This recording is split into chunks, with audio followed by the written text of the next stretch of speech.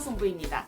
세계 역사 이야기 중세편으로 함께 살펴보겠습니다. 이번에는 르네상스에 관한 이야기를 나눠볼게요. 그 전에 우리가 고대 시대에 대해서 살펴봤을 때 아시리아, 바빌론, 이집트, 그리스 이런 대제국들이요 넓은 지역을 차지하고 있었잖아요. 고대 시대의 마지막 대제국인 로마도 잘 닦인 넓은 도로들이 있었고 그 도로들을 상인이나 군인이나 평민들이 여행을 하면서 자유롭게 오갈 수 있었어요.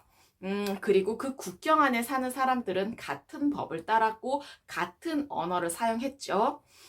그런데 야만인들이 쳐들어오면서부터 그 위대한 로마 제국이 무너지기 시작을 한 거예요. 그러니까 도시가 파괴되었고 도로는 위험해졌고요. 사람들은 더 이상 먼 길을 갈 수가 없었어요. 제국 전체를 하나로 묶어주었던 그 하나의 언어도 더 이상 사용하지 않았던 거예요. 작은 마을을 이룬 채 서로 멀리 떨어져 살았고 제각기 다른 언어들을 사용을 했던 거예요. 그리고 이제 더 이상 그리스어나 로마어로 씌어진 옛날 책들을 읽지 않았어요.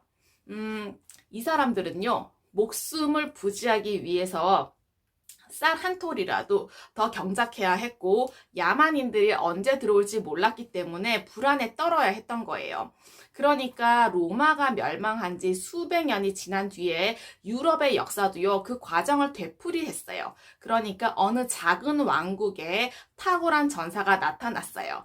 이 사람이요 그 이웃한 작은 왕국들을 차례로 병합을 해서 크게 만들었죠. 그의 후손들이 그 제국을 통치를 하는데 잘했을까요? 못했을까요?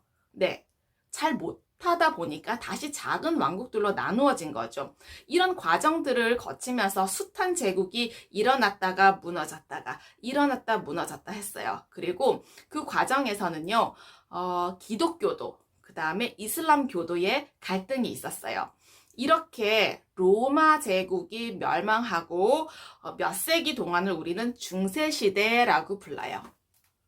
네, 로마 제국이 멸망한 지 1000년 정도 지난 이후에요. 그 틀에서 어떤 변화가 일어나기 시작을 했어요. 바로 마르틴 루터, 콜럼버스 이런 사람들이 살던 그 시절인데요. 바로 프랑스, 스페인, 영국, 이탈리아 이런 나라에서 자신들의 강력한 군대를 갖추었어요. 그러다 보니까 그곳에 살고 있었던 백성들은 더 이상 불안에 떨지 않고 무엇인가를 공부를 하고 책을 읽을 수가 있었어요. 이들은 무엇을 공부를 했을까요? 오스만 투르크인들이요, 콘스탄티노플을 점령을 했잖아요. 그때 수많은 동방정교회의 학자들이 유럽으로 건너갔어요. 무엇을 갖고 갔냐면 그리스어로 씌워져 있는 성경 저술물들이었어요. 콘스탄티노플은 더 이상 기독교도의 나라가 아니고 이슬람교도의 나라였잖아요. 그러다 보니까 유럽으로 갔을 때 그리스의 저술들을 가지고 갔는데 몇 세기 동안 까마득하게 묻혀져 있었던 그 그리스 세계, 라틴 세계에 대한 책들이 이렇게 드러나게 되고 거기에 관심 갖는 사람들이 나타난 거죠. 그 책들은요, 스페인이나 이탈리아, 영국, 프랑스 말로 다 번역이 되었고 갈수록 사람들은 그 그리스와 로마의 고대 사상에 대해서 지식을 갖추게 되었어요. 미술가들은요, 사실적인 그림, 그러니까 그리스 사람들처럼 사실적으로 그림을 그리고 사실적으로 조각을 했어요. 그러다 보니까 근육, 피부 이런 것들이 살아있는 사람들의 것처럼 보였고, 그다음에 화가들은요, 빛, 그늘 이런 것들이 진짜인 것처럼 표현을 했어요. 그리고 건축가들도요, 그리스의 건축의 기둥, 로마 건축의 아치, 이런 것들을 도입해서 설계를 했고, 과학자들은요, 실제 별과 행성의 움직임, 이런 것들에 대해서 공부를 하고, 그리스 로마 학자들의 어떤 그런 설명, 이런 것들을 공부를 해서 많은 공부, 그러니까 여러 가지 사상에 대한 공부가 이때 일어날 수가 있었습니다. 우리는 이 시기를요, 르네상스라고 말해요. 그러니까 다시 태어난다라는 의미예요. 중세에는요, 그리스와 로마의 사상들이 죽어 있었어요. 왜냐하면 중세에 그리스어나 로마어, 라틴어로 쓰여진 책을 읽을 수 있는 사람들이 거의 없었거든요. 그러니까 다시 르네상스 시대에 이런 책들을 읽을 수 있는 사상, 이런 것들이 계속 태어난 셈이에요. 옛 사상을 계속 배우기만 했던 건 또 아니었어요. 이때는요, 새로운 발견의 시대이잖아요. 그러다 보니까 세계 곳곳으로 탐험가들이 탐험을 하기 시작을 했어요. 그러면서 이런 생각을 했죠. 이 세상에 관한 여러 가지 이론들 중에 어느 것이 옳을까? 직접 알아보자. 이런 생각을 했던 거예요. 그래서 사람들이 인도를 가기 위해서 아프리카 대륙 끝쪽으로만 가는 줄 알았는데 대서양을 거쳐서 이렇게 세계 한 바퀴를 도는 그런 시도도 했었고요.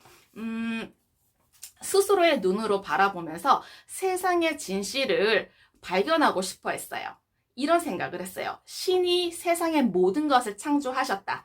인간도 신이 창조하셨다. 그렇다면 인간이 스스로의 눈으로 세상을 관찰하고 이해하지 못할 이유가 무엇인가?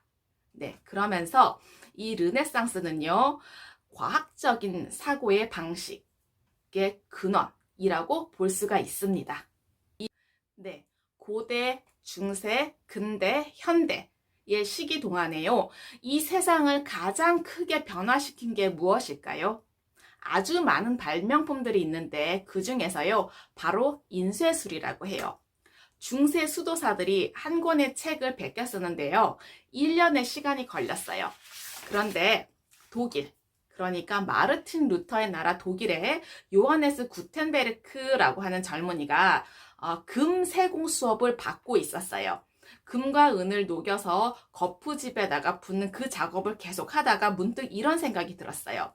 쇠로 만든 낱낱의 글자들을 조합해서 페이지를 짤 수 있지 않을까? 거기에다가 잉크를 묻혀서 종이에다가 찍어내게 되면은 단숨에 수백 장을 찍어낼 수 있을 것 같은데? 이런 생각을 한 거죠. 그래서 글자를 만들기에 가장 좋은 상태로 쇠를 가공을 해서 실험을 하고 계속 실험을 거듭한 거죠. 쇠는요, 종이를 대도 종이가 찢어지지 않을 만큼 부드러워야 하고 동시에 글자가 일그러지지 않을 만큼 단단해야 했어요. 여러 해 동안 실험을 거친 끝에요, 구텐베르크는요, 포도즙을 짠 그 기계로 인쇄기를 만들어 봤어요. 주석, 납, 안티몬이라고 하는 독성이 있는 금속을 섞어서 글자를 만들었어요. 그리고 기름을 섞은 새로운 잉크도 개발을 한 거죠. 지금까지 아무도 생각하지 못했던 일을 한 것인데요. 상상을 초월하는 일이 일어났어요.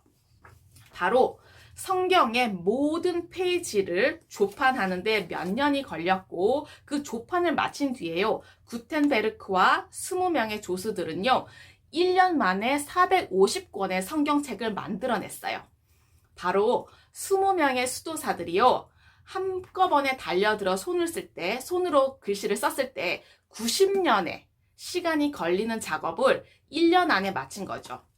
구텐베르크의 기술을 빌린 사람도 나타났어요. 그러니까 윌리엄 캑스터이라고 하는 영국 상인인데, 이 상인은 한 걸음 더 나아가서 책을 사람들이 실제로 읽을 수 있는 언어로 번역을 해서 인쇄하는 작업을 했던 거예요. 영국의 역사, 영국의 시, 이런 것들을 인쇄한 책을 출판을 했고요. 체스를 잘 두는 법에 대해서도 출판을 한 거예요. 그러니까 역사상 최초의 학습서를 출판을 한 거죠. 시간이 흐르면서 점점 더 많은 책들이 인쇄가 되어서 책값은 당연히 싸졌죠. 그리고 책을 사서 읽는 사람들도 갈수록 늘어나게 되었어요. 탐험가들은 다른 탐험가들이 이미 발견한 사실을 알 수가 있었고, 과학자들은 지난 시대 과학자들이 연구했던 것을 탐색했고 그것을 습득해서 새로운 발견으로 이어나갈 수가 있었습니다. 어떠셨나요? 과거의 지혜와 지식을 통해서 현재와 미래의 삶이 좀 더 풍성하고 의미 있기를 기원합니다. 감사합니다.